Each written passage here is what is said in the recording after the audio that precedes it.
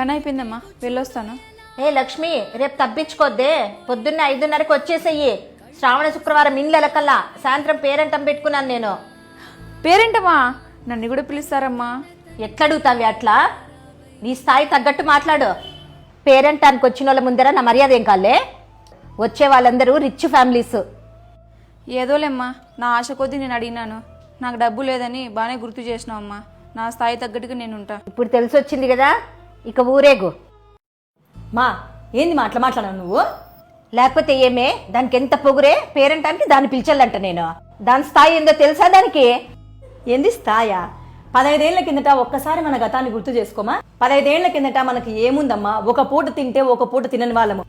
శ్రావణ మాసం వస్తే పక్కింటోళ్ళు ఎదురింటోళ్ళు మనల్ని పిలిచలేదు, మనం బీదవాళ్ళమని నువ్వు ఎంత బాధపడతాంటివి మా అప్పుడు.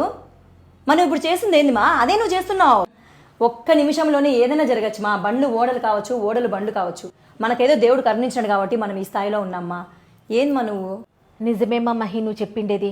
15 ఏళ్ళ రేపు ఫస్ట్ తాంబూలము లక్ష్మికే ఇస్తాను. డబ్బు అహంకారంతో మాటలు మాట్లాడే ముందరా జాగ్రత్తగా ఆలోచించుకోండి. ఎప్పుడు ఏదైనా జరగచ్చు.